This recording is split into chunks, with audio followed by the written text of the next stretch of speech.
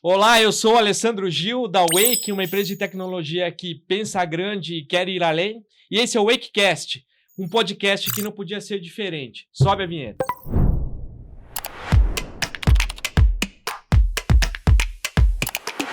Esse é o primeiro episódio de uma série. A gente deve gravar uma série de episódios ao longo do ano para falar de tecnologia, de varejo, de tendência, de inovação. E esse primeiro não podia ser diferente. A gente tem que começar o ano falando do Big Show da NRF, né? Um evento incrível, talvez o maior evento de varejo do mundo. Mais de 40 mil pessoas, acho quase 50 mil pessoas. Acontece anualmente em Nova York.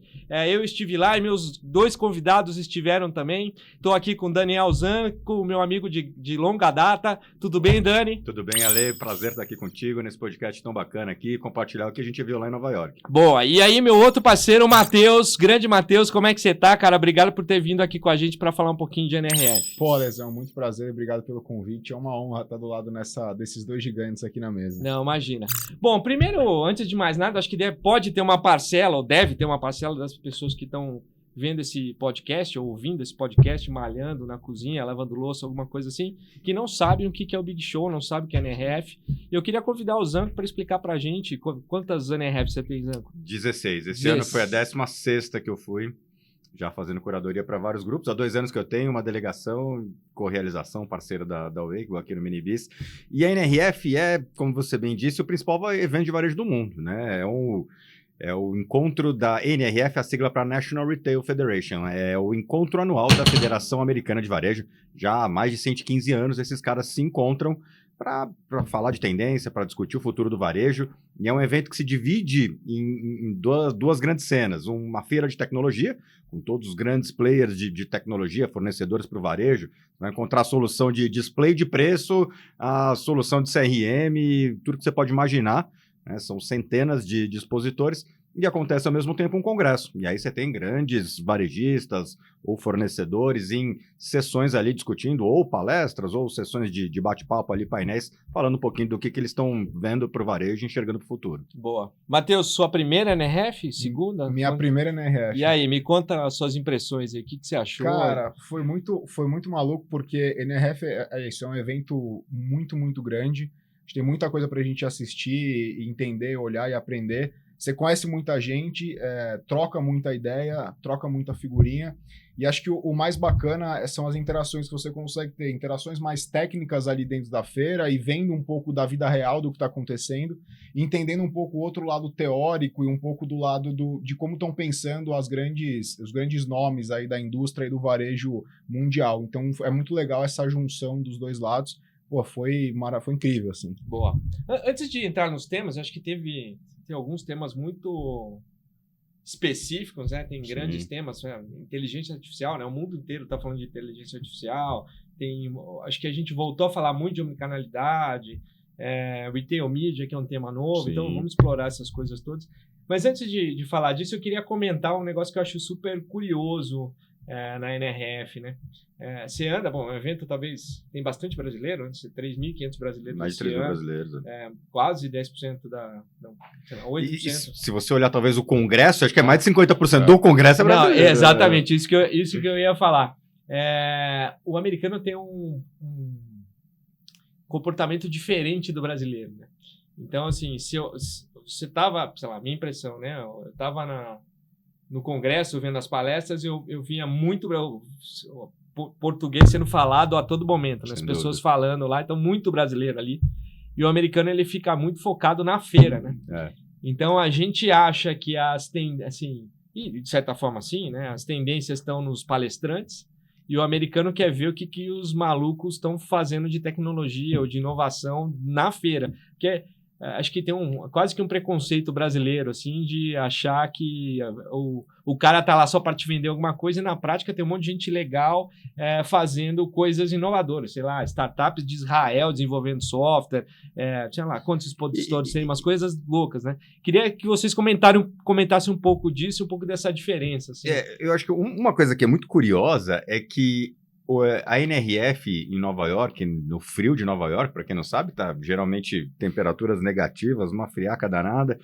e é o maior encontro do varejo brasileiro também, né, cara? É impressionante como...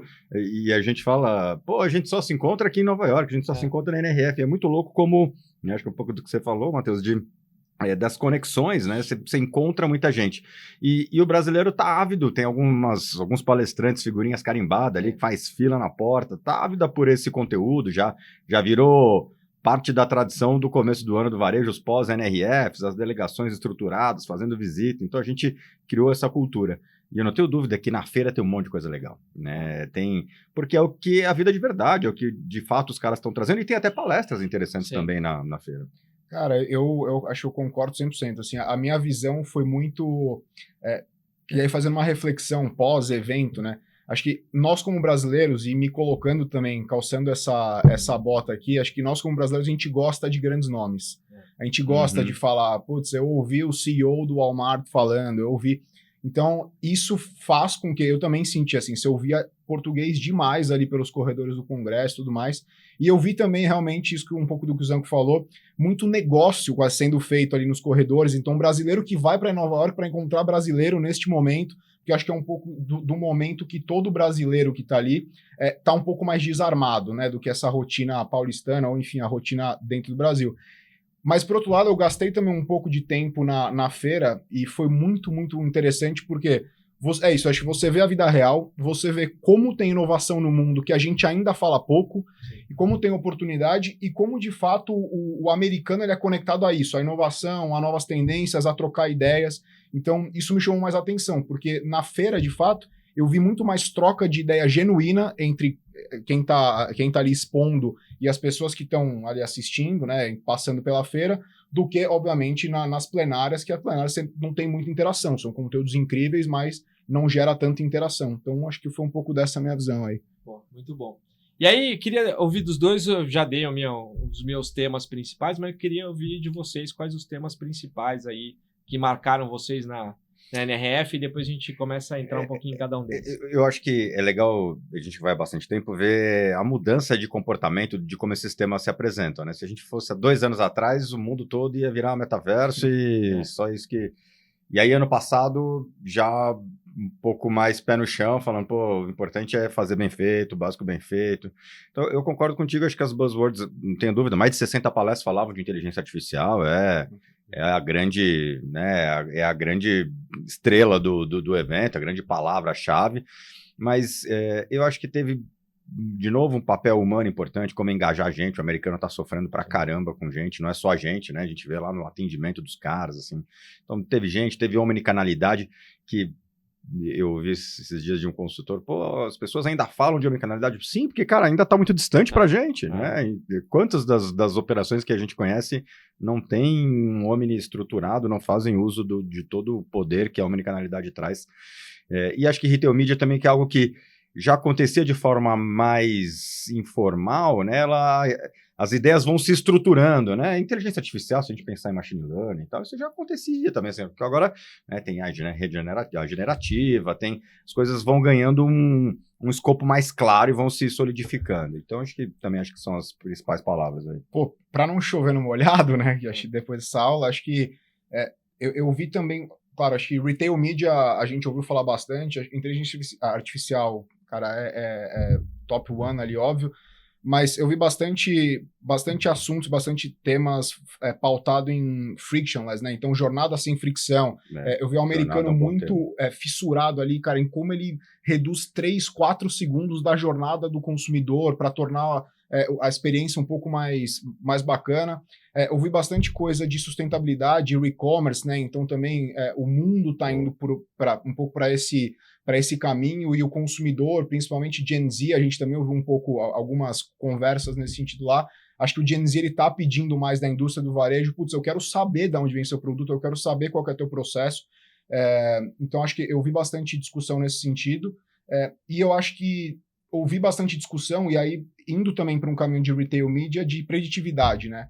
Então, eles estão criando cada vez mais um varejo preditivo, usando loja física para abastecer o digital para abastecer o físico, que aí volta um pouco nesse papo que o Zanco estava falando, da gente quase que retomar ali a conversa de omnicanalidade, que estava um pouco mais fria, né? Então, acho que teve muita coisa bacana e muito conteúdo para a gente discutir. Boa, vamos entrar em AI, né? Ou inteligência artificial, AI, sei lá, tem vários jeitos de falar. Como eu vi esses dias, AI e aí. AI, exatamente. Boa. Eu queria começar com uma frase que eu ouvi do CEO da Saks, que para mim foi... é o que resume para mim AI, né? Ele falou, a gente está com medo de ser too much, too fast, too soon, né? Assim, muito rápido e demais, assim, né? Então, eu acho que a gente está num período que todo mundo, desde a última, né? Falando muito eficiência, né? Como é que fazer o arroz com feijão bem feito, como é que a gente traz lucratividade, né? Lembrando que as empresas precisam dar lucro, né? Coisa que parecia que a gente tinha esquecido e tal, não sei o quê.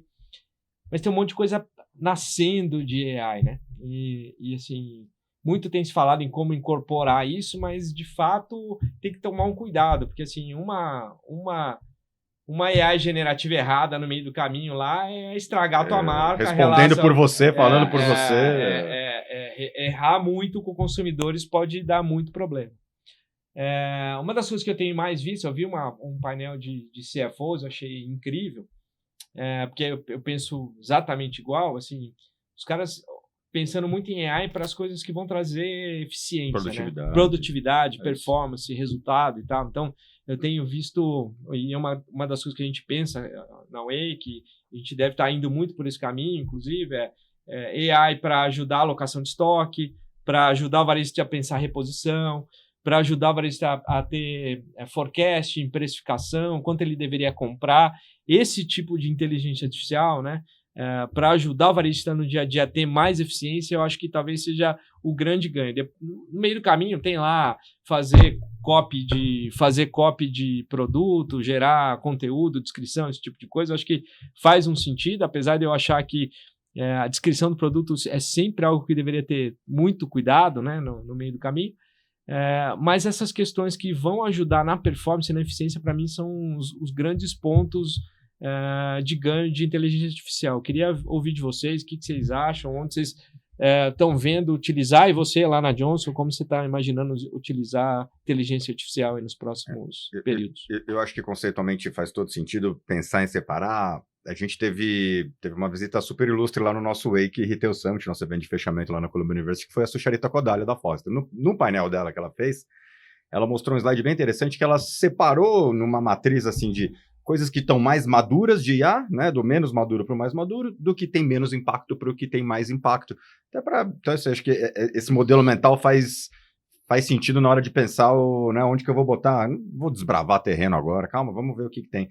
E ela separava ainda em coisas que tangem o back-office, outras que tangem o time de loja e outras que tangem o consumidor. Né? E aí, dependendo do tipo de tecnologia. E aí as mais maduras estavam mesmo ali em predição de comportamento do consumidor, vou gerar um e-mail marketing que seja algo contextualizado com o comportamento de compra. E aí a IA pode me ajudar, né? Vou comprar melhor, vou reduzir custo. E aí se a gente olha em produtividade, nosso time às vezes está perdendo. Tem um analista lá que passa 70% do tempo montando o PPT do relatório. Cara, bota lá um BI com IA para já gerar isso automaticamente e botar esse cara para uma tarefa mais inteligente. Então, acho que tá muito mais algo mais simples do que achar que vai reinventar o futuro e a IA vai te fazer triplicar a venda.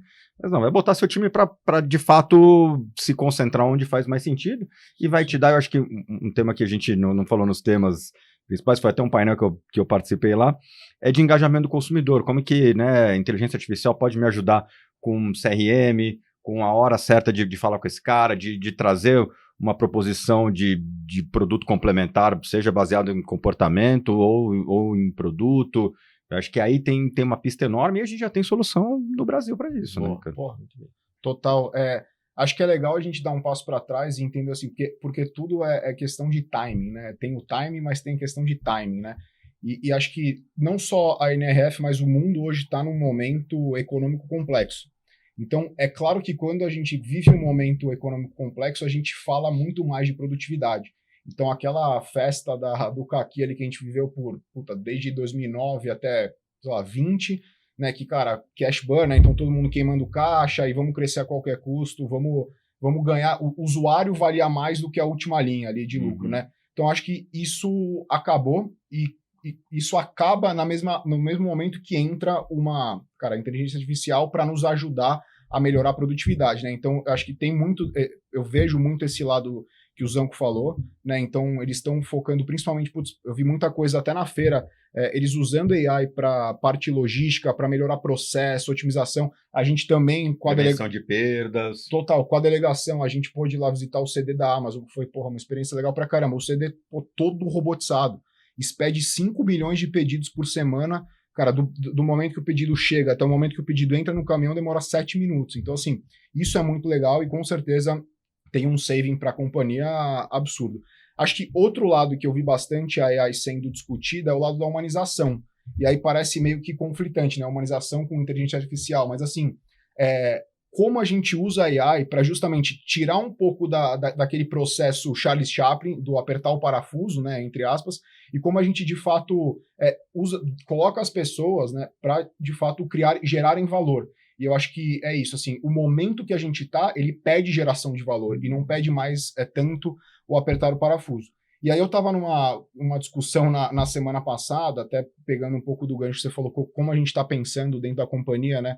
Estava numa discussão da semana passada que, para mim, a gente tem que voltar ainda mais, que é um pouco de, como a gente começa a educar as pessoas a partir de agora?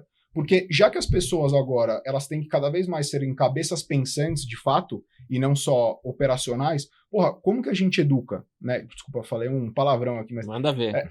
Que pode. Como a gente educa e como a gente constrói o ecossistema. Então, acho que dentro da companhia, pensando no longo prazo, a gente está pensando em como a gente forma e quem que a gente traz de profissional para compor o time, que acho que é um time que ele demanda cada vez mais mudanças, um profissional completamente diferente do profissional que ele era demandado há 10, 15 anos atrás.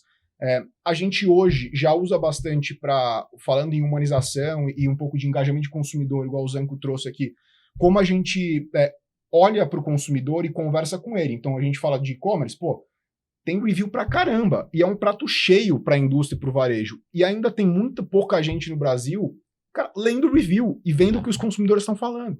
Então, acho que assim, e é claro, né, a gente fez há muito tempo atrás, a gente lia isso 1 a 1, cara, ele era uma maluquice. Hoje você já consegue usar algumas ferramentas, deixa eu ver quais são as palavras que o consumidor está mais falando aqui. E aí você vai atacando ponto a ponto. Então, acho que isso ajuda também a você, cara, gastar tempo com o que interessa, de fato. Vamos falar de negócio, vamos falar de crescimento, vamos falar de geração de valor. Então, falei muito aqui, mas é um pouco do que eu penso. Eu até queria puxar um gancho aí, talvez entrar um pouquinho no próximo tema. Você falou de pessoas, você falou bastante de humanização. Eu vi um painel da CEO da Restoration, que é uma marca de moda que está crescendo bastante nos Estados Unidos, tem seu propósito muito voltado à sustentabilidade, né? Até o lema dela é o seguinte, andar pelado é o jeito mais sustentável de ser, né? Depois disso, a gente é a segunda opção, né? Então, é um slogan, sei lá, super legal. Um propósito super bacana. Ela disse que já se sentiu tentada algumas vezes a dar uma escapadinha nesse negócio de sustentabilidade. Ela manteve o propósito. As consumidoras entenderam, né? Tem um monte de pesquisa que diz hoje em dia que o consumidor topa pagar um pouquinho a mais por ter empresas ligadas ao seu propósito, e ela está conseguindo crescer. E um dos pontos que talvez ajude no crescimento dela, ela no meio do caminho lá estava falando assim, cara, eu invisto em tecnologia, a gente tem um time grande até de tecnologia, eu invisto muito em tecnologia para deixar o meu vendedor ocioso. Por quê? Porque assim, eu quero que meu vendedor gaste o tempo dele com o cliente. Então, tecnologia serve para melhorar as relações humanas. E é para isso que a gente coloca a tecnologia lá dentro de casa, né? Ela tem um sistema de experimentar a roupa, né? Você vai lá, bipa as peças que você quer, você vai lá no provador inteligente, você recebe as peças dentro do provador. E isso ela consegue medir ponto a ponto, né? Ela sabe a conversão de cada uma das peças depois que tantas idas ao provador, tantas viram venda. E assim, isso garantiu que ela aumentasse, acho que 30%, 40% a quantidade de itens por carrinho, né? Porque o vendedor ele fica mais disponível para estar ajudando o consumidor no meio do caminho a escolher a peça correta, dar uma mini consultoria de moda. Então, o atendimento tem sido um ponto importante. E aí eu tenho visto um monte de tecnologia e é uma coisa que a gente também acredita muito aqui, para empoderar o vendedor, eu acho que isso é fundamental, né? Botar ele no jogo, mas municiar ele com ferramentas para que ele consiga ser cada vez mais assertivo, seja com AI, seja com o histórico do consumidor, um monte de coisas que hoje em dia é democrático e possível fazer. Mas tem também um outro tema, né? Então esse é um dos temas, e o outro que eu queria desdobrar, eu queria opinião sobre esses dois de vocês, a gente visitou algumas lojas, a gente estava comentando lá, eu quero escrever um artigo sobre isso, assim, é impressionante o nível de treinamento que a gente tem no varejo americano, né? Você fala com um atendente de loja, que não é nem o gerente, ou um designer, um cara que ajuda lá de consultor de moda, o cara sabe o histórico inteiro da loja. A gente foi na Nordstrom, por exemplo, cara, o cara é consultor ele deu um show, ele sabia que 2.000 pedidos por dia eram despachados em ship from store daquela loja, ele contou a história inteira da família Nordstrom, ele sabia toda a história do processo em todas as formas. Personal stylist da loja, né? Personal stylist. A gente foi no Swarovski, que uma vendedora sabia contar como é que era feito o cristal, a história, as collabs, né? E aí, eu acho que talvez é uma coisa que a gente tem uma diferença enorme, assim, né, do americano pro brasileiro, né, o quanto a gente envolve o cara no jogo aqui, né, para que ele faça parte da experiência, né. Acho que a gente ainda investe pouco no ser humano aqui dentro para que essa experiência seja completa. Então, eu queria ouvir essas duas coisas para vocês, como é que a tecnologia vem para ajudar esse ser humano a estar inserido no processo e como a gente melhora esse ser humano para que ele faça parte da experiência, porque a gente fala muito de experiência, mas a gente esquece que um elemento importante é o cara que atende o consumidor na hora. Não tenho dúvida. Eu acho que tem muito valor na tecnologia, tirando a fricção, né? Além assim, da gente tentar entender a jornada já é um desafio, né? Saber por onde o consumidor andou até chegar aqui, e aí a tecnologia vai ajudar muito a gente encontrar ele nesses meios de caminho. E essa relação humana, até no painel que a Vivara participou comigo, a Mari contou que quase 40% das vendas do e-commerce da Vivara tem uma interação humana. Né, cara? Então, é lógico, é uma compra mais complexa, mais alto valor agregado, mas o fator humano é diferenciação, inclusive numa operação mais distante como e-commerce. E a gente vê, por exemplo, cases como o Bonobos, que é uma guide shop, que é do Walmart hoje. O Walmart comprou a operação e ele tem lá na vitrine dele, ele coloca o vendedor 100% dedicado a você. Que ele está dizendo, como é uma guide shop, o cara não precisa ficar arrumando estoque, o cara não vai... Então, não, o vendedor está 100% com você. E ele entende isso como um diferencial. Inclusive, a gente foi visitar a loja, a menina não deixou muito. Não queria que a gente entrasse desesperada, porque ela tem uma conversão de... Ela tem uma métrica de quantas pessoas entram e quantas compram. E a gente ia visitar a loja só. Um grupo visitando, eu falo, pelo amor de Deus, você vai acabar com o meu indicador. Eu não vou perder meu bônus. Você vai acabar com o meu indicador, tava desesperado. Então, acho que tem muito dessa... E aí, Ale, eu acho que a diferença do material humano, e até dentro de operações americanas, mas você vê diferença, acho que quem cria cultura, cara, você é mais do que o cara, você não tá só vendendo roupa, cara, você tá transformando a autoestima de alguém, você tá segurando a história de uma família que está há 80 anos nesse negócio e tal. E aí o cara se sente parte de algo maior, não sente só o vendedor. Eu comecei vendedor de lojas, então, e a gente tem no varejo, é algo passageiro, é sábado e domingo, mas tem um monte de outras coisas legais de relacionamento, de habilidade, né, que você desenvolve, que a gente vende pouco isso. E eu ouço de empresário varejista, o cara me trocou por R$50 a mais, ele me troca. E eu falo pro cara, porque tudo que você oferece além do salário não vale R$50. O ambiente, a cultura, a evolução, a educação, não vale R$50. Então, acho que a gente tem uma oportunidade absurda em gerir melhor pessoas, em engajar mais, em fazer as pessoas se sentirem se desenvolvendo no lugar, em ter níveis, já vi cases de níveis hierárquicos dentro do atendimento, um vai ensinando o outro, empoderando a equipe. Acho que tem um caminho enorme aqui pra gente. Cara, eu acho, olha, concordo 100%, mas se a gente pegar hoje esse é o dado da Insider, 90% dos consumidores, eles pesquisam online antes de comprar, seja online ou offline.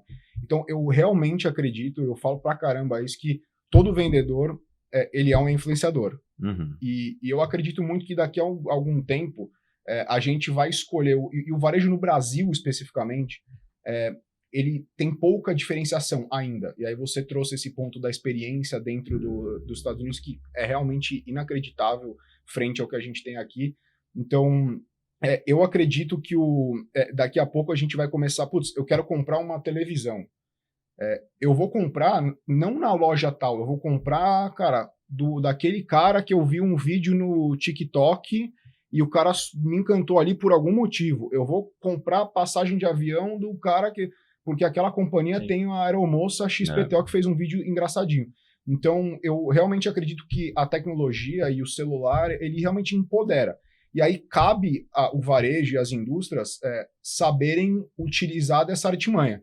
E eu sempre fui do lado da indústria e eu vi por muito tempo, né, a própria indústria, cara, em linhas gerais, até boicotando de certa forma, porque, não, peraí, cara, como assim?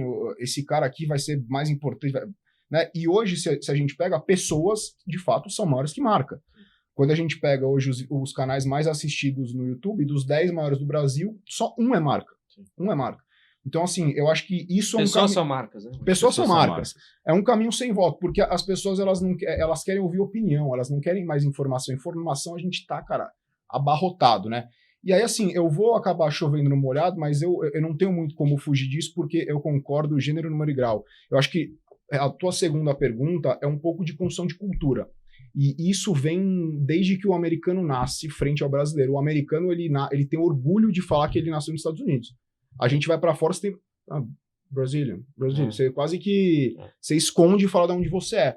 Então, isso já começa dali. E eu vejo muito eles com esse apreço por onde eles trabalham, esse compromisso, porque eles entendem o todo. Ele não é aquele cara, putz, eu não estou preocupado que o meu trabalho é isso aqui. Eu sei que o meu trabalho é isso aqui, porque o todo é muito maior, que a gente gera o valor tal.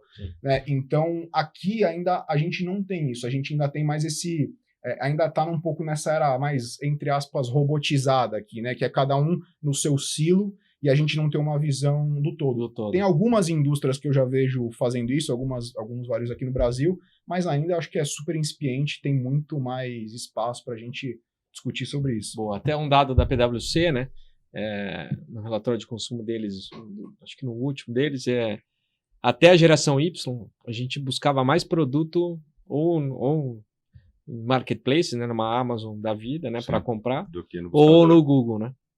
Eram os dois principais canais. A partir da geração Z busca mais produto nas redes sociais, né? No TikTok, mais especificamente no TikTok, um pouco no Instagram, eles vão atrás de redes sociais para buscar produto. Então é ingenuidade nossa achar que as pessoas não vão ter um papel importante nesse processo. Tem até uma hashtag no TikTok que é TikTok made me buy. Made me buy it, né? Assim, eu comprei por causa do TikTok, né? Total. Não, isso é Shein, né? Nos Estados Unidos já tem quase que o tráfego da Target em pouco mais de um ano, com 100% do tráfego vindo de micro e nano influenciadores, né? Fundamental isso. Só reforçando o que você falou de influenciador e o Matheus também da influência, a gente foi na Nordstrom, uma loja gigantesca, 7 andares, vende tudo como você pode imaginar das marcas mais famosas do mundo, de tênis. Perguntamos o que mais vende aqui? Ele falou que mais vende aqui é Skims. Skims é a marca de underwear da Kim Kardashian. Então, assim, nasceu de uma influenciadora e usa outras influenciadoras para promover. Vende mais do que marcas consagradíssimas. DNVB, né? A WePink da Virgínia, cara, ela fez uma live em 1 hora, vendeu 15 milhões de reais. A gente tem um cliente que é baseado em influenciador também, cara, em um dia de campanha de influenciadores, ele vendeu, sei lá, 25 mil pedidos assim, de cosméticos. Assim, é uma coisa surreal mesmo. É muito... E outros casos, né? Você pega a própria... coisas que são muito genuínas, né? Vocês viram o caso da Stanley lá, que o carro pegou fogo, a única coisa que sobrou o copo Stanley, viralizou, arrebentou de vender copo Stanley, o CEO da Stanley deu um carro novo para o usuário. Então, é o consumidor fazendo parte dessa história toda, assim, muito legal. E agora acho que a pergunta para a gente pensar junto aí para frente é como os varejos / indústria se viram para isso, né? Porque eu acho que ainda tem um pouco aquele receio de, putz, tá bom, mas eu vou personificar aqui minha marca, mas e se essa pessoa, não sei, em algum momento sair da companhia? Pô, como que a gente fica e tal? Eu tenho uma opinião bem consolidada sobre isso. Assim, eu acho que cada vez mais as marcas vão fazer diferença. Assim, eu acho que os produtos cada vez mais eles têm uma diferença muito pequena, mais parecida entre eles. E aí você vai comprar porque uma marca tem mais a ver com você do que outra. No fim do dia é isso que vai acontecer. E aí como é que você comunica? Lembrando, eu acabei de falar aqui que as pessoas topam pagar mais por ter marcas que são engajadas, que têm o mesmo propósito, os mesmos valores e tal. Então a marca é importante, né? E aí como é que as marcas comunicam? Se elas vão ter que usar cada vez mais inteligência para descobrir quem são as pessoas que estão conectadas com o propósito daquela marca para mandar genuinamente, de maneira íntegra, né? Integral, né? Verdadeira, autêntica, né? A comunicação correta que essa marca quer levar para o consumidor. Isso cada vez mais vai criar conexão entre influenciadores, consumidor e marca. Então, a marca tem que pensar como ela faz essa divulgação, né? E eu acho que nessa história, os micro-influenciadores, os médios, eles têm um papel cada vez maior nessa história toda, maior até do que os grandes influenciadores, né? Que, em alguns casos, eles estão fazendo mais um merchan do que sendo propriamente usuários de uma marca específica. Nessa linha, eu tenho olhado com bastante atenção para o movimento de UGC, né? Que é o User Generated Content, que é o próprio usuário, e aí não tem nada mais genuíno do que, cara, comprei esse copo e ele é incrível, dá uma olhada e tal. E eu posso ser um mero desconhecido, mas a autenticidade e o conteúdo relevante faz com que isso reverbere. E cada vez mais, né, a gente vê interação entre os consumidores, enfim, os usuários, como a gente quiser chamar. Então é isso. Hoje as pessoas elas interagem no chat da página de produto, elas veem um vídeo de unboxing do produto A e elas interagem ali, uma ajuda a outra. Então acho que eu concordo 1000%. Assim, a marca ela ganha cada vez mais relevância a partir do momento que a gente vive uma economia que o diferencial de produto, tirando quem disrupta o mercado, né, na frente, mas assim, tirando isso, o diferencial de produto ele vai ser, já e vai ser cada vez menor. Então como você constrói quase que uma atmosfera, né? Então eu acho que assim, o que eu sempre brinco dentro de casa lá, né? A gente tem que ter cabeça de marketing de luxo. Sim. E pensando para se pedir, né? Para a categoria de bem de consumo. Então essa é a complexidade, é você gerar valor, só que não só gerar valor, é gerar aspiração mesmo num copo de água, cara. E eu acho que os micro-influenciadores, eles fazem isso muito bem, e fazem isso muito rápido, né? Então, também um movimento que é uma discussão lá, que é, poxa, a gente precisa se adaptar à agilidade e aos tempos e movimentos do mercado também. Né? Então, acho que, tem muita coisa bacana pra gente. Eu acho que vale a gente pontuar que nessa seara do desenvolvimento da marca, a gente viu alguns cases, até uma palestra da Crocs, junto com a Benefit, o lance da colaboração, assim, poxa, deixa eu me conectar com alguém que tenha valores e não só necessariamente vai ser para a esfera do luxo, mas eu posso criar atributos que sejam de ser divertido, parte da minha comunidade, ou é sustentável, mas eu tenho cada vez menos tempo, como você disse, e quero dar minha atenção a quem, bate o papo que eu gosto de falar. Então, seja conectado ao esporte, seja conectado mas criar uma aura em volta da marca de atributos intangíveis. Os funcionais, tem um outro estudo que eu vi que era os mais antigos compram por atributos muito funcionais, preço, features e tal, e os mais jovens são por atributos emocionais, cara, educação, isso aqui me ensina a fazer, a página desses caras me ensina, sei lá, cortar grama, cozinhar, e aí acho que é onde a indústria e o varejo tem que explorar. Só para fazer um fechamento, aqui, cara, acho que o último ponto que até da NRF, a primeira palestra começou com a CEO da Levi's. E ela sobe no palco, primeira palestra da NRF, ela sobe de saia jeans, que já acho que passa uma puta mensagem legal, assim, né, até sobre o propósito da marca e sobre empoderamento feminino, então foi muito legal ver isso. E ela fala assim, uma marca de 150 anos, e ela falou de marca quase que o pitch inteiro dela. E, tem 150 anos. Então, assim, todo mundo realmente tá olhando para isso de uma forma, putz, é isso, eu preciso por aqui, eu preciso por aqui. Como eu vendo, não o que eu vendo. Não, é importantíssimo. Mudando um pouquinho de assunto, queria puxar o tema de omnicanalidade, né? E aí tem omnicanalidade do varejo, tem um pouco de como a indústria enxerga a omnicanalidade, né? A gente está num cenário brasileiro que tem gente fazendo bem feito, tem maior parte ainda fazendo timidamente, um pedaço ainda que você tem que convencer que o Omni é o melhor caminho, e você vai nos Estados Unidos, os caras já estão rodando o Omni há muito tempo, e cada vez mais pensam em como aprimorar a omnicanalidade, né? Você viu, para mim foi um absurdo saber que uma loja só da Nordstrom, só uma, despacha 2.000 pedidos por dia daquela loja, né?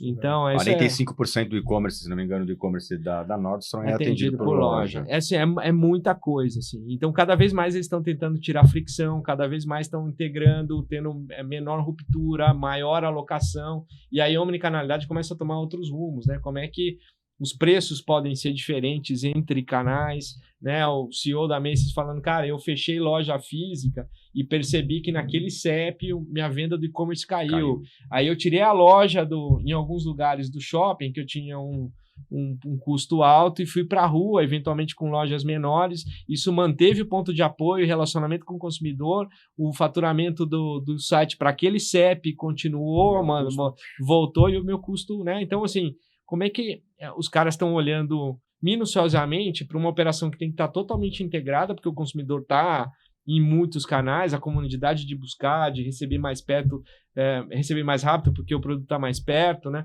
Isso é muito importante para eles, né? E aqui a gente está engatinhando. Queria um pouco das impressões de você, e especificamente você de indústria, como é que vocês estão enxergando essa relação, né, de omnicanalidade, como usar o multimarca, como usar o revendedor como ponto de apoio nesse aspecto. Cara, eu sempre costumo, quando eu vou falar de omnicanalidade, é um tema que eu gosto bastante. Eu costumo começar com a historinha que é assim, né?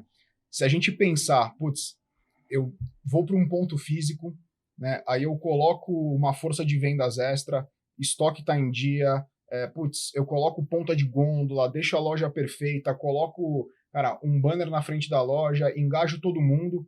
Eu chego no dia que eu vou fazer minha campanha ali promocional, ou qualquer que seja o evento, eu coloco 100 pessoas dentro da loja e eu vendo para 2. Você ia falar, cara, que horror foi isso aqui. Só que quando a gente vai para o mundo digital, a taxa de conversão média hoje no Brasil é de 1,0%, é menos de 2%. Só que a gente acha ok. Então, eu estou dando esse passo atrás só para falar um pouco da construção, que a gente viveu uma era antes que era a era da super personificação. Então, você ia na vendinha ali, a pessoa te chamava pelo nome, sabe o nome do seu cachorro, da sua família, tudo mais. Você tinha uma relação quase que afetiva com aquele vendedor. Depois, a gente passou por a era da escala excessiva, né? Então, principalmente, a gente falou também já sobre isso aqui de retail media, né? Retail media era muito barato, cara, vamos trazer 100, 2 converte, beleza, então vamos trazer 1 milhão, vamos trazer 10 milhões, vamos trazer todo mundo, e a gente vai converter esse 2%. E a gente se preocupou pouco em engajar. E acho que agora a gente está indo, aqui no Brasil a gente ainda está nesse caminho, mas nos Estados Unidos, como você já bem pontuou, eles já estão há algum tempo nesse caminho, que beleza, como eu gero escalabilidade com humanização ou personificação de todo o processo, né? Então, acho que do nosso, beleza, de tudo isso, né, essa historinha, acho que do nosso lado, aqui a gente enxerga, né, como Kenvue, a gente enxerga algumas grandes oportunidades, né? Então, primeiro, a gente precisa tirar fricção até da parte de returns, que hoje para mim é a principal dor, e lá a gente ouviu muito os caras assim, cara, a galera pode comprar online e devolver na loja, tá tudo bem, né? Mas depois, como você engaja um país que dentro do mesmo país a gente vive quase que 10 unidades de negócio federativas diferentes. Então, é muito complexo você gerar a mesma experiência que você gera em São Paulo, que você gera no Nordeste, que você gera no Norte, que você gera no Centro-Oeste. Então, você também conseguir regionalizar junto com a omnicanalidade, esse é um desafio bem complicado da indústria do varejo. Acho que depois, varejos nacionais, que têm lojas espalhadas pelo Brasil, eles vão sair na frente, né? Só que o que a gente vê lá é que os varejos regionais, eles conseguem manter uma conversa, uma recorrência, um ticket médio mais interessante. Por quê? Porque hoje ele consegue ter um controle, ele precisa de menos capilaridade para controlar um pouco a sua base de consumidores, ele consegue gerar conversas mais assertivas e ele sabe. O varejo que está no Sul, ele sabe como o cara do Sul pensa.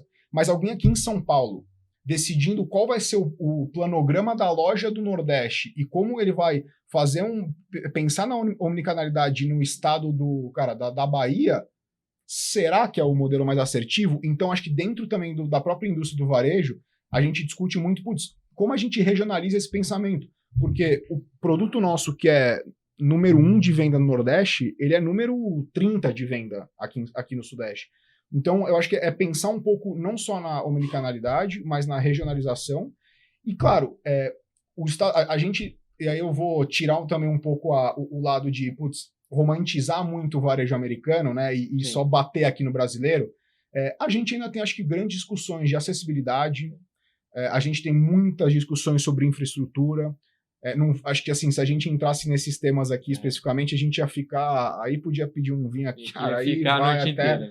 acho que a gente ainda tem muitas discussões sobre tributação, né? Então você pega hoje, a gente tem uma complexidade tributária no Brasil que quase que ganha o jogo quem está no estado com melhor benefício fiscal. Então acho que assim, a omnicanalidade de verdade aqui no Brasil, nesse nível que a gente vê nos Estados Unidos, ela ainda tem alguns passos que eu acho que são um pouco mais estruturais, mas a gente precisa ter essa conversa em algum momento, né? Então a gente como indústria já está abrindo essas conversas. E claro, hoje se a gente pega um dos principais players nossos, cara, você falou de 45% da Nordstrom, hoje um dos principais players nossos, 80% da venda dele online é pick up from store. Então o cara compra no app e retira na loja. Por quê também? O nosso negócio, ele está muito pautado, no offline, está muito pautado em farmácia. Conveniência. E você tem farmácia, cara, uma a cada 5 minutos de você.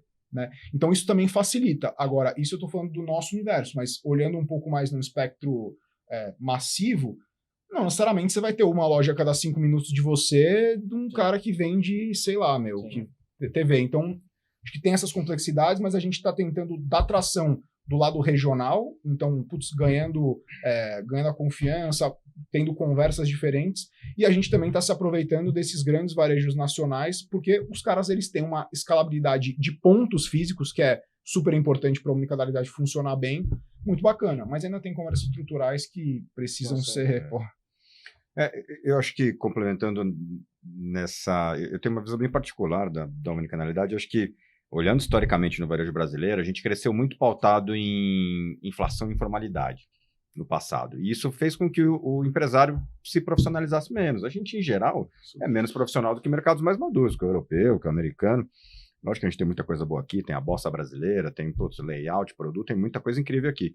Mas em gestão de varejo, num geral, toda generalização é um pouco burra, mas correndo o risco da generalização, a gente é menos profissional do que mercados mais maduros, muito pelo histórico do passado. O cara tinha orgulho de ter um depósito enorme, porque aquilo a ciranda financeira ia valorizando. Muito cara ganhou grana na informalidade. E aí setores que foram empurrados à formalização, como varejo alimentar, muito pela indústria, farmacêutico, você olha que são um pouco mais maduros, talvez, do que a indústria de vestuário, que é mais pulverizada, que ainda é mais informal. Vem se formalizando, o fisco é cada vez mais eficiente nisso. Tem rede grande que não tem SKU formalizado. Não tem estrutura de produto, de cadastro de produto. Porque, cara, isso é muito amador perto do que pode ser. E por outro lado, eu acho que, e aí por isso acho que no Brasil a omnicanalidade não veio de cima para baixo, não veio do varejista entregando isso como opção do consumidor. E começa a ser, deixa de ser uma tendência e vira uma pendência, como diz o Edmur, porque... Agora o consumidor está puxando isso, porque ele quer essa jornada conectada, fluida, ele quer saber, ele quer o ponto de fidelidade aqui, lá, ele quer pesquisar, ver o vídeo no YouTube, depois a influenciadora entra no site, vê, reserva, vai pegar lá na loja que é do lado, ele quer essa praticidade. E se não tiver, ele vai para o outro, né? Se não tiver, ele vai para de conectar com a marca, né? E aí a gente tem um cara que é Meli, que criou um consumidor absurdamente mal acostumado com velocidade de entrega. Cara, moro em Santana de Parnaíba, peço hoje ali em Jundiaí, chega às vezes no mesmo dia, no dia seguinte. Vou viajar no final de semana, comprei uma bota, já chegou. Comprei de manhãzinha. Cara, então, se eu não integrar isso, não, vai sair do meu CD lá da Conchinchina, vai atravessar o Brasil, custa R$80 de frete e demora 6 dias. Nem a pau, cara, não vou.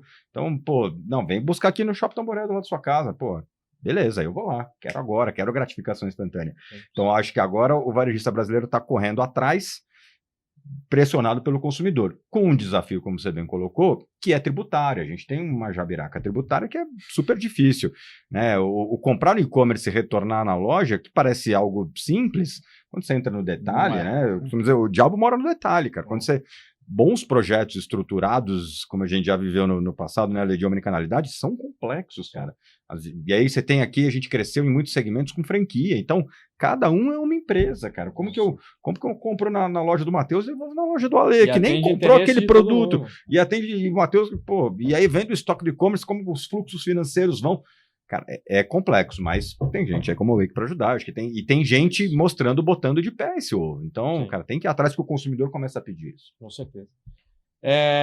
Vamos falar de retail media? E eu tenho um tema super complexo, porque assim, retail media tem tudo a ver, parece que não, né? Vou vender mídia, vou monetizar o meu espaço ali de alguma maneira, assim, para quem contextualizando, né? Retail media é o varejista aproveitando o seu tráfego, seja de loja física, seja de loja virtual, para vender inventário para outros varejistas, para indústria, para, sei lá, empresa de serviço, enfim. Quem não seja concorrente, que tem algum tipo de sinergia e consiga monetizar essas pessoas, as que compram e eventualmente as que não compram também. Mas o retail media tem muito a ver com dados, né? Assim, as pessoas esquecem isso, né? Total. E eu falo uma frase assim que a gente fica falando de dados acionáveis, né? Mas a gente esquece de ter os dados acessíveis, né? A gente ainda vive um mundo, especialmente aqui no Brasil, que as empresas muito mal organizam os seus dados, né? Elas não coletam as informações, elas não sabem o que acontece, né? Exato. O cara vai na tua loja física, você não sabe quem ele é, né?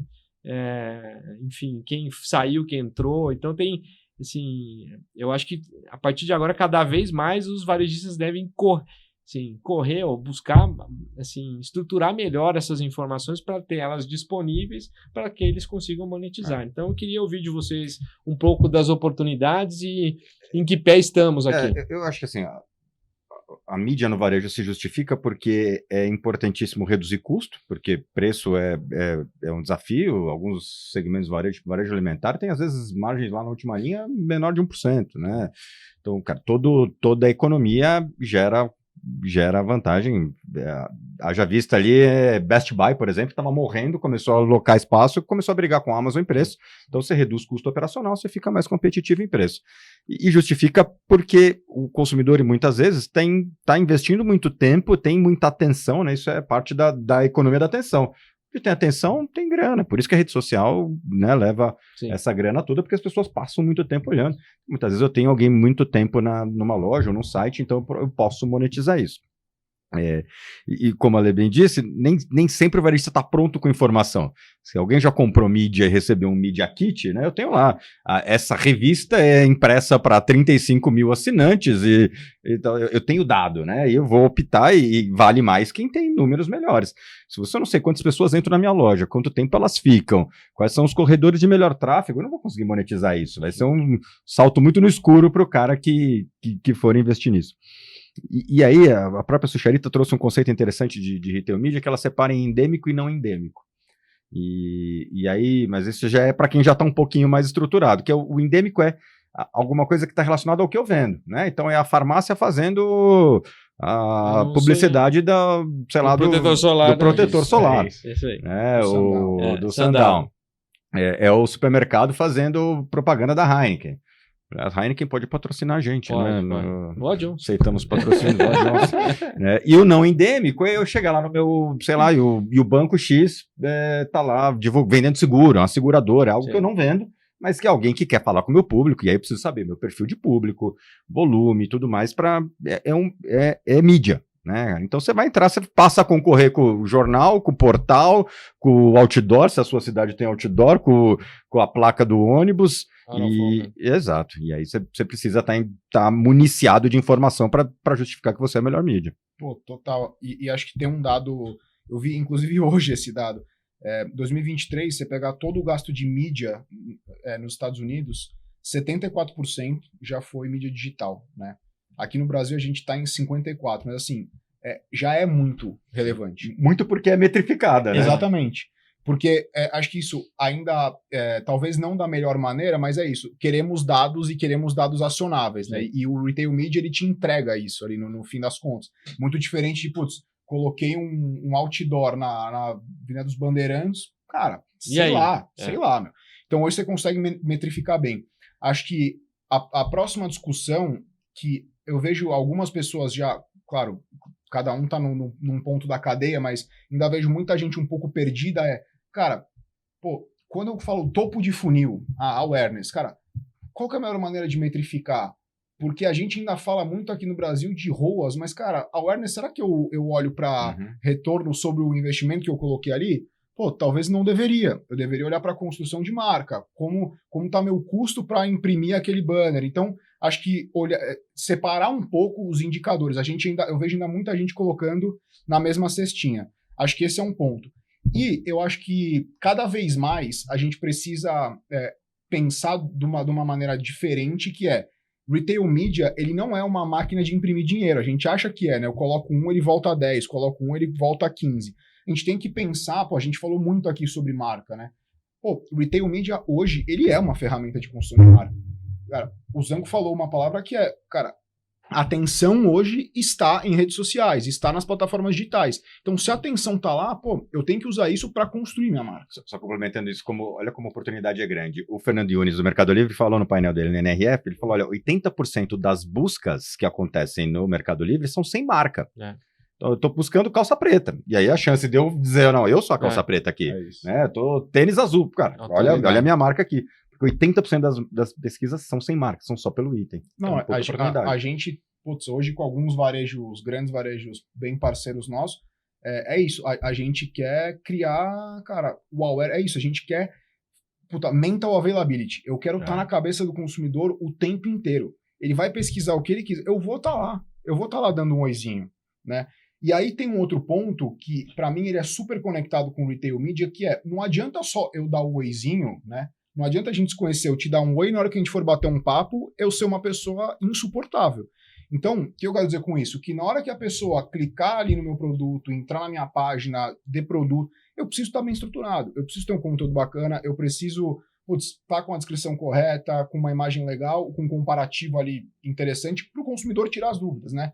Porque no fim das contas, o varejo digital hoje, você não tem aquele vendedor ali para, te dar um oizinho e falar, olha, você tem dúvida? Olha, esse aqui, a vantagem desse é isso, isso, isso. Então, a gente precisa fazer isso. E um pouco do que a gente começou final de 22, ano passado, é bastante esse movimento. A gente não só quer dar o oi, mas a gente quer ser gente boa também, porque assim, no final, acho que tem a frase do queremos ser interessante e não interesseiro. A venda vai ser uma consequência de como a gente se apresenta e de como a gente conversa com o consumidor. Boa, estamos chegando no fim aqui. O pessoal tá me avisando aqui que o papo foi bom, a gente nem viu o tempo passar. Tá igual o Magic Johnson lá, cara. Nem do vinho. Nem precisou do vinho. Eu queria que vocês dessem um highlight final e até corrigir uma falta de educação do apresentador aqui que vos fala. Que vocês falassem um pouquinho do que vocês estão fazendo lá na empresa de vocês, o Zanco na Omnibiz, você lá na Johnson, e conta um pouquinho aí quais os desafios para o ano aí. Eu tenho uma vida no varejo, comecei lá no varejo, vendedor de loja, lá 15 anos de idade, no século passado, e depois de ter passado por várias empresas de varejo, ter empreendido, ter tido empresa de software, ter passado pelo mercado de tecnologia, hoje eu estou dedicado a um portal que chama Central do Varejo, é uma aposta importante para a gente, achando que há espaço para um conteúdo de qualidade para desenvolver esse varejo brasileiro. E aí, com o Omnibiz, dedicado às missões internacionais, como a NRF, a gente tem um grupo e atividades de conselho, consultoria mais estratégica. Me apresentar depois desse cara aqui, eu comecei a minha vida na indústria. Na verdade, eu sou um santista, né, cara, apaixonado por esporte. Comecei no mundo corporativo ali com 19 anos, passei pela LG, depois pela Mattel, pela Samsung, Grupo Campari, e hoje eu estou na Kenvue, na verdade, que a gente fez o spin-off no passado, né? A Kenvue nada mais é do que a unidade de negócio de bens de consumo do Grupo Johnson & Johnson, e a gente fez a spin-off que é justamente para dar mais agilidade, ter mais sentimento de dono, protagonismo, porque imagina só, né? A gente ter o mesmo processo para a vacina do Covid, que a Janssen é do Grupo Johnson & Johnson, pro Cotonete. Então, a gente precisava dar um pouco mais de agilidade, a gente fez o spin-off ano passado, foi experiência muito legal. E também sou um apaixonado pelo varejo, por tecnologia, dou aula por vinho, dou aula na Com School também, então uma coisa foi levando a outra e adoro sentar e bater papo, assim. Muito bom. Pessoal, eu queria agradecer para quem viu isso, esse bate-papo até aqui. Esse é o primeiro Wakecast, o primeiro episódio. A gente deve ter muitos outros, um por mês especificamente. Acho que o papo foi super legal. Eu queria convidar vocês a acessar aqui a nossa descrição. Vão ter as redes sociais dos nossos 2 convidados aqui, as minhas próprias. Se vocês quiserem me seguir, trocar uma ideia comigo, vai ser um prazer. E, obviamente, também em todos os canais da Wake. Muito obrigado, até a próxima e até o próximo Wakecast. Até mais.